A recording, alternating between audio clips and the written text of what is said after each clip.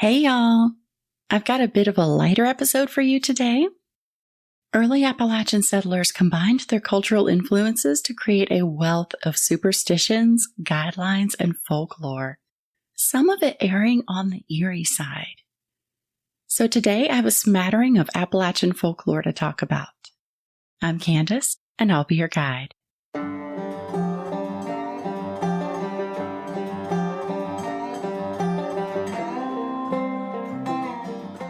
In the 1700s, as more Europeans began to make the journey over to the United States, Appalachia became populated primarily with Scotch-Irish and German settlers who brought with them their African slaves. Each of these groups brought their own cultural influence, which combined with that of the Native Americans whose land they seized. The end result is a menagerie of beliefs that blend to create the soul of Appalachia. These early Appalachians placed a lot of emphasis on luck as a belief. After all, if you're lucky, it could mean something as simple as finding a spare coin, which was very much needed in those times. And if you're unlucky, it could mean something as serious as death or disaster for the early inhabitants. Remnants from their origin countries trickle down into the following superstitions. Visitors should always depart by the same door that they used to enter the home. Leaving through a different door is believed to bring bad luck to both themselves and their host. A horseshoe is sometimes hung over the doorway to a home, upside down, to keep luck from running out. This is the way that I found this documented, but I've also heard to hang it with the opening facing up so that it fills with luck. It is considered bad luck to knit, crochet, make, buy, or otherwise provide clothing as a gift for an infant before the baby is born. Inversely, and interestingly, it's considered good luck for someone to spit on the baby. A baby's hair should never be cut before its first birthday to prevent bad luck from falling upon the child. Don't ever close a knife that you didn't open, as it is said that that will bring you 7 years of bad luck, which honestly seems a little drastic. Then there are the more commonly heard superstitions, such as not walking under a ladder, not opening an umbrella indoors, and that breaking a mirror is 7 years of bad luck. However, if someone is unfortunate enough to break a mirror, there is a mountain cure for that. To break the 7-year bad luck curse, you can take the largest broken piece to the nearest cemetery, and at exactly the stroke of midnight, touch that broken piece to the oldest headstone present. With that, the curse is broken. And finally, on New Year's Day, we eat black-eyed peas and collard greens. The peas are for pennies and the greens are for dollars, to bring enough money to provide for the family over the new year. I've also heard that some families add ham, and ham is said to be for health. With farming being the most common occupation in much of Appalachia at that time, it is unsurprising that weather is at the root of much of the beliefs and superstitions. The geography of Appalachia has its own unique challenges. For those who lived on hilltops or mountains, mudslides, uprooted trees, and rockfall were a real hazard for homes, farms, and families. For those who live in the valleys, or the holler, the same rockfall and mudslide dangers are accompanied by potentially disastrous flooding. Before weather prediction offered its modern-day level of accuracy, there were a number of ways of predicting weather and conditions, and even a few ways early Appalachians would attempt to control it. A drought was one of the most serious of circumstances possible for Appalachian farmers. They watched closely for signs of upcoming rain, both as a sign of hope in dry times and also as just a warning to get their other outside work done in time. They said that if you see a cat eating grass, or at least 3 cows lying down in the field together, that rain was on its way. If farmers got desperate, they believed you could kill a black snake and hang it from the fence post, belly up, and rain would arrive by the 3rd day.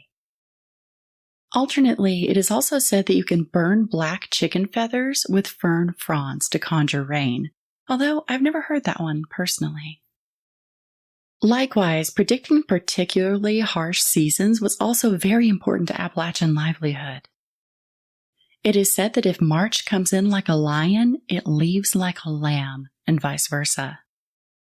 The lion in this case being frost, snow, harsh cold, and storms, and the lamb being sunny, warm, and pleasant weather.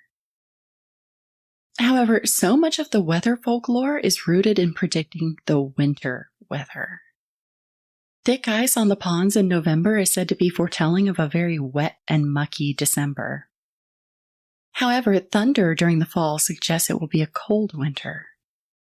There's the saying, when leaves fall early, fall and winter will be mild. When leaves fall late, winter will be severe and wild, suggesting that a late fall indicates a harsh winter. Appalachians still commonly believe that the number of foggy mornings in August indicates the number of snowy days that will be present in winter. Commonly throughout the month of August, a bean will be placed into a jar for each foggy morning. Then at the end of the month, they are counted before cooking up the beans with a meal. As I live in southern Appalachia, this number has never even come close to matching for me, but I am curious for those of you more central if you feel this practice is reliable. Often the signs of an approaching rough winter are more subtle and can be found in the environment. It is said that bees build their nests up higher when the upcoming winter will have deeper snow. The animal's fur will be thicker and squirrels' tails bushier. The squirrels and other small critters will be busier, gathering and storing more nuts than usual. The crops can also be an indicator, as corn husks are thicker and hold tightly to the ears. Apple skins are thicker, and nuts and berries are plentiful in the fall preceding a nasty winter. Finally, the quote-unquote woolly worm has long been used as a standard of predicting the winter months, and still often is. The woolly worm is a term used for the tiger moth caterpillar, a mixture of reddish-brown with a black band. Old-timers said that the harshness of winter could be predicted by the pattern on the woolly worms making their debut in the fall. If the caterpillar's head is more black than colored, the winter will be at its harshest in the earlier months. The more black than brown on the worm and the wider the stripe is said to indicate how severe and how long the winter season will last. The most immediate weather threat to any Appalachian farming family are storms, and there were a number of ways they went about keeping the storms from damaging their livelihood. It is said that if you go outside in the very beginning of a storm and gather an acorn, if you place that acorn on your windowsill inside, lightning will avoid striking your home. Others believed that a piece of flint stored and heated in the fireplace was the optimal lightning prevention. There were also charms that were carried by people who had to be out and about during the storm. It was believed that geranium petals carried in a purse or pocket prevented lightning strikes. A piece of lightning-struck wood carried by a person was also said to offer the same protection. Interestingly, it was also believed that carrying a white rock and a black rock and striking them together covered a person with an invisible protective barrier that lightning would fail to penetrate. The safest place to be in a storm to prevent lightning strikes was said to be sitting on a feather pillow. The saying was, "Ain't no chicken or duck e'er been struck." If, for some bizarre reason, someone wanted to summon lightning, they could do so by burning a piece of formerly lightning-struck wood. Tornadoes weren't too much of a concern as the area isn't flat enough for one to be on the ground very long, but sometimes one would briefly touch down. To prevent a tornado from hitting the property, you could take a kitchen knife and drive it into the ground, handle side down, so that the blade is facing upward and in the direction of the storm.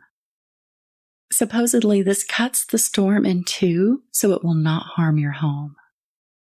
The same premise applies to using an axe as well, driving it into a stump facing the direction of the storm.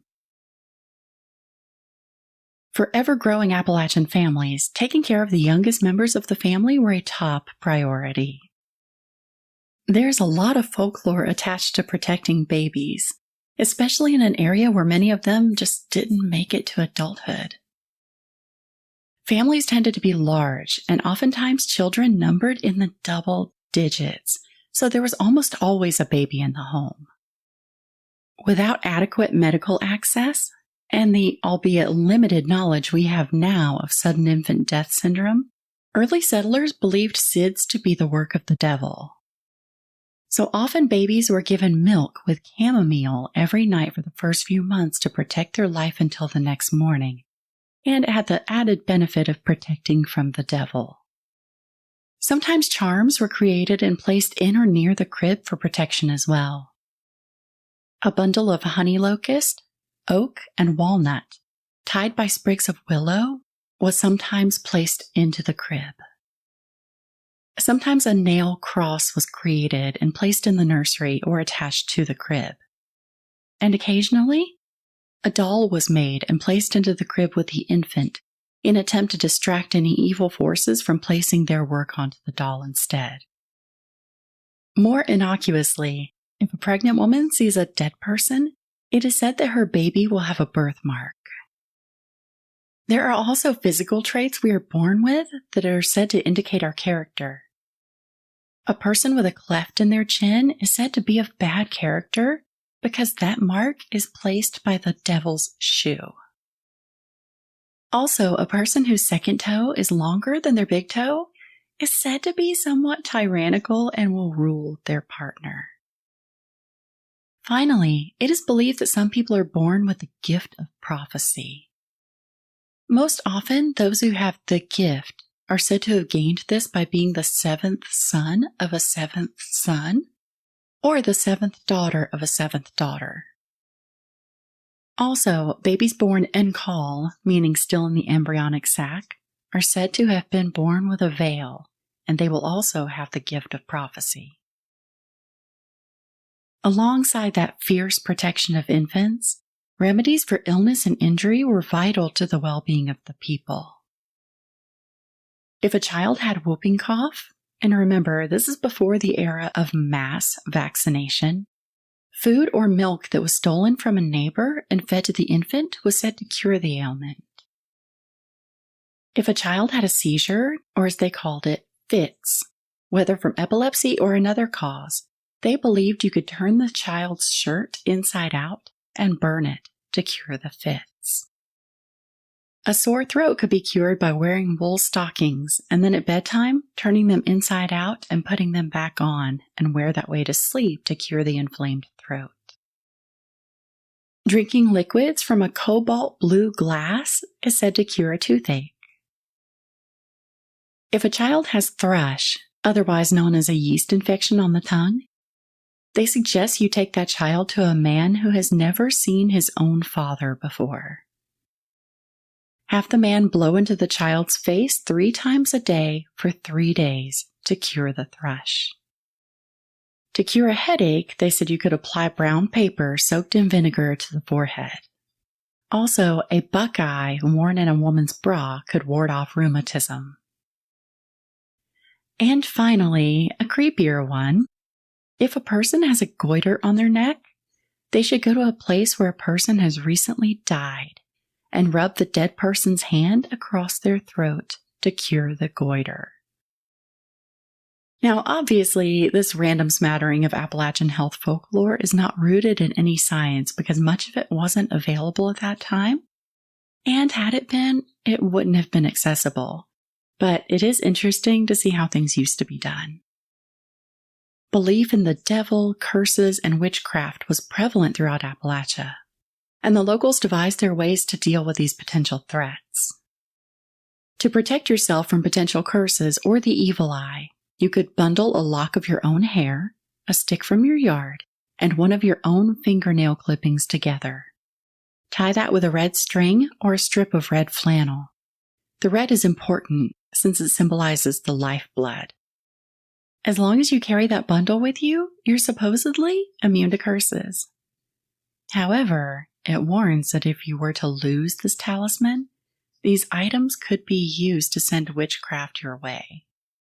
Dried corn cobs were sometimes hung on porches to keep evil at bay, but most often you'd see them hung in the barn to keep the wee folk from stealing or killing the livestock. The wee folk is the name for leprechauns in legends brought over from, of course, Ireland. If those dried corn cobs in the barn were wrapped in pig fur and red cloth, this was also said to protect from any attempts of witchcraft toward the animals. The folklore of Appalachia is largely rooted in the hazards of living in the area at that time. High rates of infant and maternal mortality and poor outcomes from illness and disease due to numerous factors, not limited to the remote area, very limited income, poor preventive care, and harsh living conditions caused the mortality rates in Appalachia to be higher than the national average. Life expectancy in Appalachia at that time was roughly 60 years old at best.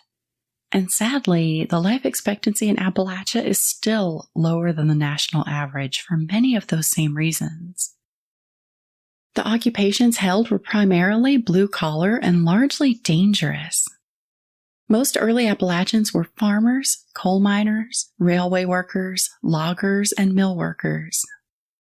These industries, particularly at that time, had fairly high mortality rates overall. All of these things being considered, illness and death are the predominant subjects of signs and omens throughout early Appalachia. When workers went off to dangerous jobs, they often carried a charm with them. Things from iron nails, a rabbit's foot, a dried leather bean, and other small, lucky items were often carried with them to ward off death and injury. There were several signs that were considered omens of death at the time. One of the common themes seems to be animals making their sounds at times when it was unusual. A dog howling at night was considered to be a portent of death, as well as a cow mooing at night or an owl hooting during the day. Some believed that seeing an owl out during the daytime at all was a symbol of an impending death. Notably, I've only seen an owl once during the daytime, and yes, death did soon follow. However, thankfully, another common belief that a bird flying into the window pane was an omen hasn't held true, since that is not so uncommon here. Doing laundry on New Year's Day is said to be very ill-advised, as it could cause a death in the family by quote-unquote washing the family away. However, after all those ill omens, it's comforting to know that early Appalachians believed if you see a red cardinal, it's a departed loved one coming back to say hello. With all the talk of death and dying, it's the perfect time to delve into one of the creepier parts of Appalachian folklore, haints. The term haint is derived from the European word hanter, which means to stalk or inhabit. From there, the term gained traction within the African slave community of Appalachia and was first recorded in use in 1843. Haint is used as a general term for ghosts or spirits, but not typically the granny in the rocking chair at a haunted house type of spirit. Haints were generally regarded as restless and mischievous, sometimes who were lost between worlds without being able to find their way, and sometimes just a little bit more malevolent. Preventing haints was an integral part of Appalachian life in big and small ways. If you've ever passed by a home and spotted a tree outside with bottles hanging from it, this was a common way of creating, essentially, a haint trap. Several colorful bottles are either threaded onto the branches of a tree outside the home or hung from them with wire. It is said that the bottles would trap roaming haints at nighttime until the sunlight of the day would destroy them. Bottle trees as a line of defense originated in Africa, and the tradition followed with the slaves of Appalachia before becoming more widespread. Distracting haints with counting tricks was a common tactic, as it was generally believed that a haint would be distracted with counting items upon attempting to enter a home until the sun came up, which would dispatch them. Sometimes a wall in the entryway of the home was lined in newspaper in an attempt to have the haints count every single word. Similar ideas were behind using items such as a broom or a bag of rice. Fortunately, it is said that haints lose count very often and must start over from the beginning, so they don't even need that many items to count. In southern Appalachia, oftentimes after death, the mirrors in the home were covered to prevent a person's soul from becoming trapped in the mirror, creating a haint. It was also important to open the windows so that the spirit could depart easily.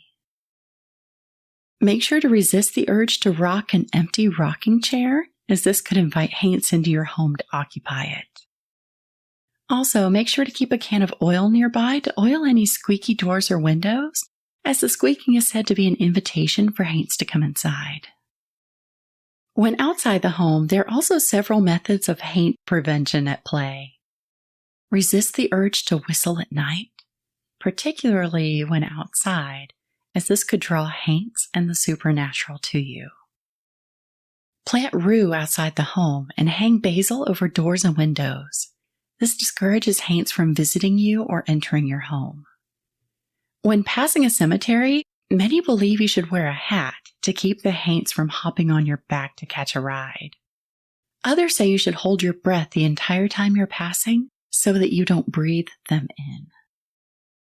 If you hang a mirror by your front door, it is said that haints, or the devil, either one, are so vain that they'll be distracted by their own reflection long enough to forget to enter until sunrise. In this same haints or the devil mindset, you always leave one apple hanging on your apple tree to keep the devil away. If you believe there are haints already in the home, a cleansing is recommended. Burn sage or incense and mop the floors with pine and camphor. Place salt across the doors and windows as well as in the corners of the home. Finally, we can't talk haints without talking about haint blue. I previously referenced the African slaves who brought about many Appalachian traditions. When those slaves were initially captured while in Africa, they were placed into prison cells along the African coastline. While there, they encountered Africans from other countries and cultures other than their own. And this intermingling of cultures and dialects formed the basis of the Gullah Geechee people. The Gullah Geechee are descendants of those captured slaves, and were initially brought to the Charleston, South Carolina area in the 1500s. The Gullah tradition states that spirits cannot cross water, so in an attempt to confuse and stop haints from entering their homes, the tradition of haint blue was born. Initially a distinct blue-green turquoise hue, the Gullah people, and later Appalachians, painted the ceilings of their covered porches with the color, and sometimes also used it on the windowsills, shutters, and doors. The color haint blue is still so commonly used in the South, from the Charleston area over west to Louisiana, that Sherwin-Williams discusses it on their website when discussing options for porch paint colors. Nowadays, the tradition has been watered down a little bit, and the distinctive blue-green color is sometimes replaced with a sky blue. The tradition that I was taught is that blue ceilings on the porch deters flies. At one point in history, it was true, as blue paint used to be made with lye, which is an insect repellent. But while inaccurate in modern day, the origins of the use of blue remained with keeping the haints at bay. In addition to haint blue, occasionally random blue panes of glass were placed into the home's windows with the same purpose. Okay, now that we've covered heaps of Appalachian signs, omens, and superstitions, let's wrap things up with an Appalachian folktale from way back when, and that is the story of Taley-Po. The story begins with Old Man Fletcher, who's cooking a small handful of beans over the fire in his home. He was very hungry and very poor and longing for anything more substantial than beans when a black paw scratched through his floorboards. A long weasel-type creature came up through the floor, long and lean with a thick, meaty tail. The creature hissed at the old man and bared its teeth at him. But as it fled back through the hole in the floor, Old Man Fletcher responded by just hacking off the critter's tail with his hatchet and just tossing it into his pot of beans, like you do. However, just a few minutes later, the creature was back and seeking vengeance. It screeched, "Taily-po! Taily-po! Where is my Taily-po?" The creature continued to torment the old man for a while, before eventually burning down his home while he was inside of it. This story is believed to be a moral tale, told to encourage kids not to mistreat animals or to take things that aren't theirs. All right, y'all, that's all for today's Appalachian Folklore episode. Now let's talk about it. So these are really fun because I heard a lot of these in some variety growing up. We always ate black-eyed peas and collards on New Year's Day. I was instructed as a child to not try to be helpful and close a knife for someone else. The ceilings of my porches are painted sky blue, and I'll say, lovingly forced into not cutting my child's hair before he turned 1. Others I've never heard before, like a cleft chin being a sign of bad character. That one honestly makes me sad to think that people would make an assumption that a genetic trait makes someone a bad person. The cures for illness are obviously very concerning. None of that is rooted in medicine. If you haven't caught in earlier episodes, I used to be a nurse and this stuff bothers me, but it's entirely possible that the herbal remedies used at that time are just not referenced with folklore because many of them actually did have helpful, beneficial attributes. So this might just be the line where folklore is separated from primitive medicine or from herbalism. I have to imagine that most of the things they believed to be omens of death were things that just coincidentally happened prior to the death of someone they loved. And with the way that word traveled through friends and neighbors, through storytelling specifically, really lends itself strongly to being retold as truth in that way. A side note, I learned while researching this how bottle trees are a haint trap. I thought they were just quirky outdoor decor all this time, and it honestly makes them cooler. But it can't be understated how haint blue is just the most prevalent haint prevention that still exists to this day. And by that, obviously, I mean that color being still used. I know this episode is a little different from usual, but folklore has a huge bearing on the stories that are passed from generation to generation, which could directly reflect in some paranormal stories. And generally speaking, folklore is a bedrock of culture. It influences art, stories, and daily life still. In closing, I'll leave you with a tidbit of folklore that I always heard that didn't really fit anywhere else in the episode. I was always told, if the sun shines while it's raining, the devil is beating his wife. As always, I want to know what you think. Have you heard many of these? What little bits of superstition were you told over the years? Reach out to me on social media under obscureappalachia. Feel free to send me any thoughts, episode suggestions, or your own paranormal experiences at obscureappalachia@gmail.com. I love hearing from y'all. If you're loving the podcast and would like to support me and get bonus content, visit patreon.com/obscureappalachia. As always, thank you for listening. Until next time.